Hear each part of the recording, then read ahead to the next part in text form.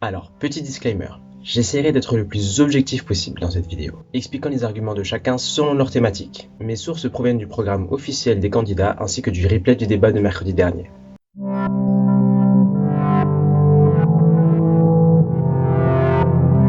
Les présidentielles 2022 vont toucher à leur fin ce dimanche, avec le duel assez attendu entre Emmanuel Macron et Marine Le Pen. En 2017, on avait déjà eu droit à ce petit face-à-face. Avantage pour Macron qui a depuis été élu président à plus de 60%. C'est donc la deuxième fois que nous allons devoir voter pour un de ces deux candidats. Alors pour qui voter, pourquoi voter, comment voter pour une personne qui va gouverner la France durant les 5 prochaines années. Dans l'histoire de la 5ème République, c'est seulement la deuxième fois que deux candidats se retrouvent au second tour à 2 reprises. C'est alors le duel entre Valéry Giscard d'Estaing et François Mitterrand. C'est Giscard qui l'emporte en 1974 avant que Mitterrand ne prenne sa revanche en 1981. Alors avant toute chose, il faut savoir qu'il est impossible pour un président de faire l'unanimité.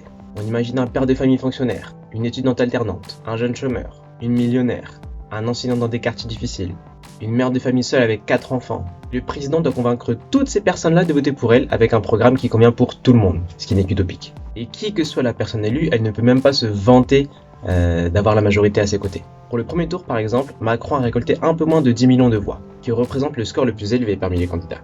Nous sommes à peu près 67 millions de personnes en France, avec 50 millions de personnes en droit de voter. Donc dans la réalité, ça fait que 20% des personnes qui sont en accord avec ce candidat. Il reste encore 80% des personnes qui ne sont soit pas en accord avec ce candidat, soit qui ont trouvé un meilleur programme. Donc de tous les entendre dire qu'ils sont la voix des Français est un peu faux et surtout faussé compte tenu de la non prise en compte justement des votes blancs et de l'abstention. C'est juste un petit aparté pour signifier qu'aucun parti ne fera la majorité. Bon, on revient à Macron contre Le Pen. Alors moi je suis pas du tout un expert en politique, j'ai essayé de m'y intéresser pendant ces présidentielles et j'ai surtout regroupé par thème les idées retenues. Alors il faut savoir que leur programme est immense et que là j'en ai retenu que 4. Il y a plus de 20 thèmes dans leur programme, donc je vous invite à aller voir et à lire le programme en entier. Donc cette vidéo, ça s'adresse aux personnes qui savent pour qui voter, mais également aux personnes qui ne savent pas forcément pour qui voter.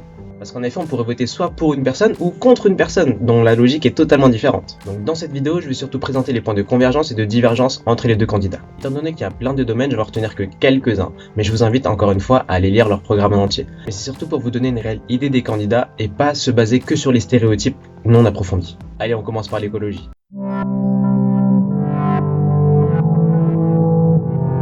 La personne élue aura le lourd fardeau de décider quoi faire pour la planète dans les 3 prochaines années à venir pour que la planète soit encore habitable due aux gaz à effet de serre. Toujours d'après le GIEC, il faudrait remplacer les énergies fossiles par des énergies à bas carbone ou neutres.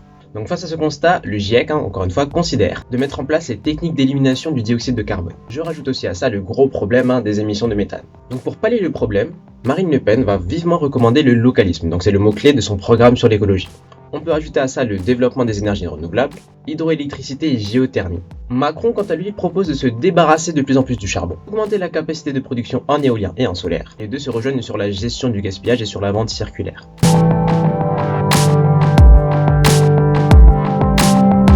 Avec ce qu'il se passe en Europe, la prochaine personne élue devra prendre des choix forts sur le positionnement de la France par rapport à la Russie. Étant l'actuel président, Macron a pris position par rapport à l'Ukraine et se range de son côté, ce que Le Pen soutient également. Le gros point de divergence va se faire sur l'importation du gaz et du pétrole russe en France. Là où Macron continue de tout boycotter, Le Pen y voit surtout un très gros risque pour les particuliers des entreprises françaises.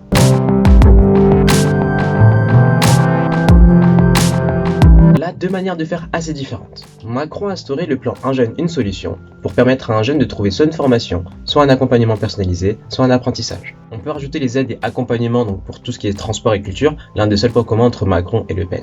Le Pen veut instaurer un chèque d'apprentissage bénéficiant aux jeunes et aux entreprises, ainsi qu'une exonération de l'impôt sur le revenu pour les moins de 30 ans. Pour faire prolonger Mbappé.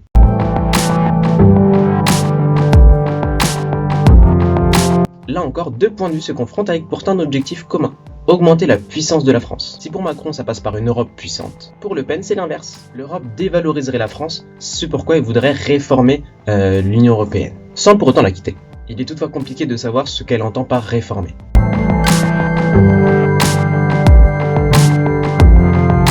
Il est déjà important de définir ce qu'est l'islamisme. Beaucoup de fois ce mot a été utilisé sans savoir concrètement ce que ça veut dire. Mais moi j'ai dû faire pas mal de recherches et demander à pas mal de personnes pour être sûr d'avoir la bonne définition. Donc l'islamisme c'est un mouvement à la fois religieux et à la fois politique qui promeut l'expansion de l'islam ainsi que l'application de la loi islamique, la charia, considérée comme l'unique source de droit, donc aussi bien dans la vie publique que dans la vie privée.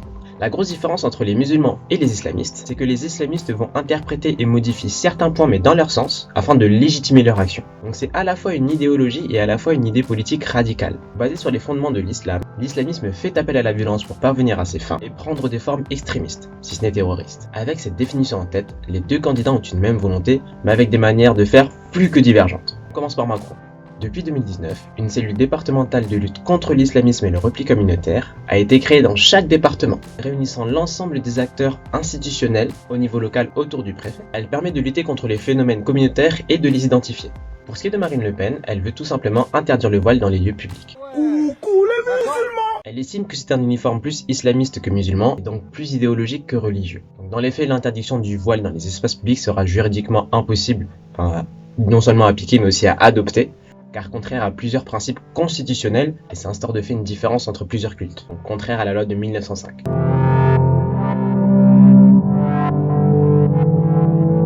Et il a énormément de thèmes non évoqués: la retraite, le sport, la culture, le pouvoir d'achat, l'immigration, le transport, la santé, le numérique et encore tellement d'autres choses. Ainsi, ne vous basez pas que sur les thèmes que j'ai abordés. Je ne saurais que trop vous encourager à aller lire les programmes des deux candidats dans leur totalité. C'est ce que j'ai fait et j'ai appris plein de choses sur les réelles intentions des deux candidats.